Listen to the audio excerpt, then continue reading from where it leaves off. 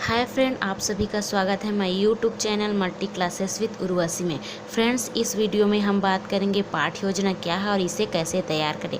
Friend, मेरी आज की यह वीडियो एक टीचर और एक स्टूडेंट टीचर के लिए बहुत ही यूज़फुल होने वाली है। तो चलिए फ्रेंड, देरी नहीं करते हैं और शुरू करते हैं आज की टॉपिक। सबसे पहले देखते हैं पाठ योजना क्या है। तो फ्रेंड्स, पाठ योजना से तात्पर्य उन सभी बातों के क्रमबद्ध तथा विस्तार पूर्वक विवरण से है जिन्हें शिक्षक कक्षा में निश्चित समय में पूरा कर लेना चाहता है। डेविस के अनुसार कक्षा में जाने से पूर्व शिक्षक की पूर्व तैयारी आवश्यक है, क्योंकि शिक्षक की प्रगति में सर्वाधिक बाधक उसकी अपूर्ण तैयारी है। इसके कहने का मतलब ये है कि जब शिक्षक कक्षा में जाने से पहले जो तैयारी करता है वही पाठ योजना है। फ्रेंड्स, अब बात करते हैं इसकी रूपरेखा की। तो फ्रेंड्स, पाठ योजना का निर्माण करते समय शिक्षक या अध्यापक के सामने एक निश्चित लक्ष्य होता है। इसी कारण लेसन प्लान की रूपरेखा के आधार पर अध्यापक कक्षा में पाठ योजना को प्रस्तुत करता है। एक अच्छी पाठ योजना बनाने के सामान्यतः 14 चरण होते हैं, जिन्हें शिक्षक को अपनी पाठ योजना तैयार करते समय प्रयुक्त करना रहता है। फ्रेंड, इसमें शिक्षक अपने आवश्यकता के अनुरूप कुछ बदलाव भी कर सकते हैं। अब देख सकते हैं कि यहाँ पे 16 स्टेप है। तो पाठ्य योजना के पहले स्टेप में आता है सामान्य सूचना। तो फ्रेंड्स, सामान्य सूचना में हम सर्वप्रथम लिखते हैं विद्यालय का नाम, उसके बाद शिक्षक का नाम, उसके बाद हम लिखते हैं दिनांक, कक्षा, वर्ग, विषय, कालांश, समय अवधि, और हम इसके पश्चात लिखते हैं प्रकरण, यानी कि हम कौन से टॉपिक पर बच्चों को पढ़ा रहे हैं। अब आता है सामान्य उद्देश्य। फ्रेंड, जो सामान्य उद्देश्य होता है वह विषय के अनुरूप बदलता रहता है। अगर हमारा विषय हिंदी है तो हिंदी के लिए हमारा सामान्य उद्देश्य अलग ही होगा।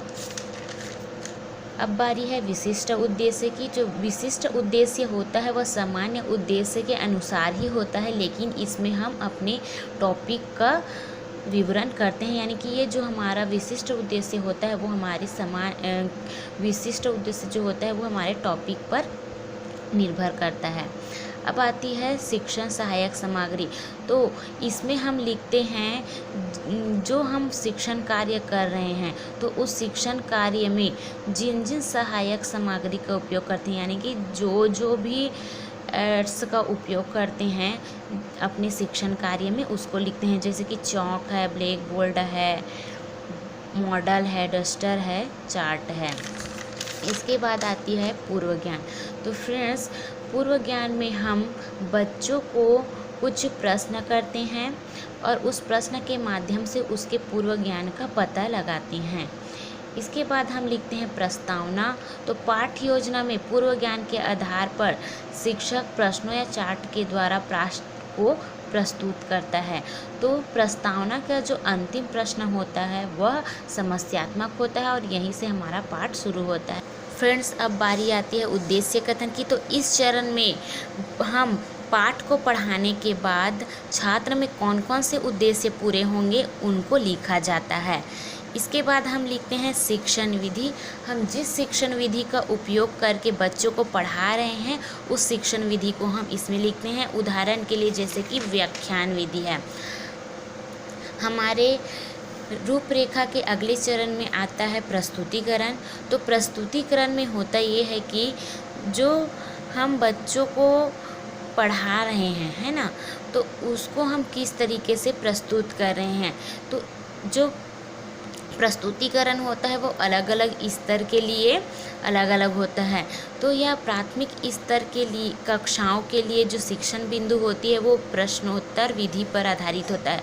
मतलब हम जो प्राथमिक कक्षा के बच्चे हैं उनको प्रश्न उत्तर के माध्यम से प्रस्तुतिकरण करते हैं, और जो उच्च प्राथमिक स्तर के बच्चे होते हैं उससे प्रस्तुतिकरण में पाठ योजना बनाते समय प्रस्तुतिकरण के अंतर्गत न्यूनतम 3 शिक्षण बिंदुओं पर प्रस्तुतिकरण बनाना चाहिए। यानी कि इसमें हम बच्चों को 3 प्रकार के शिक्षण बिंदु पर प्रस्तुतिकरण देते हैं।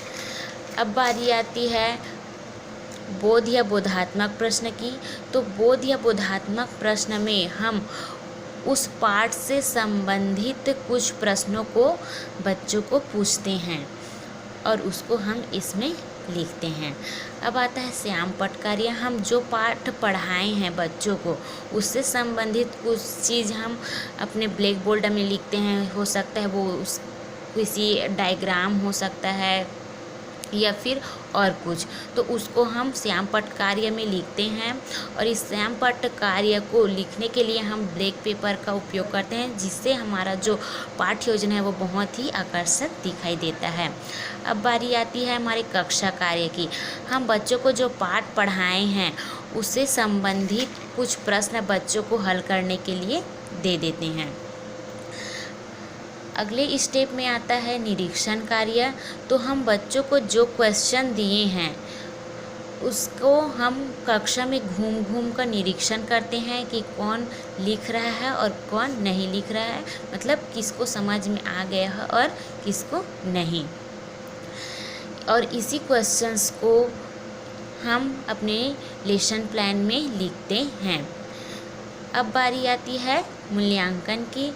तो फ्रेंड्स, कक्षा में शिक्षक द्वारा पढ़ाए गए पाठ में से ऐसे प्रश्न पूछे जाते हैं जिससे यह पता चलता है कि बालकों को कितना नवीन ज्ञान मिला है। यानी कि हम ऐसे क्वेश्चंस करेंगे जिससे हम बच्चों का मूल्यांकन कर पाएंगे कि उनको जो हम पाठ पढ़ाए हैं वो समझ में आया है कि नहीं। अब बारी आती है पुनरावृत्ति प्रश्न की। तो पुनरावृत्ति प्रश्न में होता ये है कि हम बच्चों को यह पूछेंगे कि आपको इस टॉपिक के संबंध में कोई भी समस्या हो तो आप हमें पुनः ही पूछ सकते हैं, और आपको अगर कुछ समझ नहीं आया है तो आप उस प्रश्न के बारे में भी पूछ सकते हैं। अब बारी आती है गृह कार्य की। तो फ्रेंड्स, गृह कार्य जो होता है वह हमारे लेसन प्लान की रूपरेखा की अंतिम चरण होता है।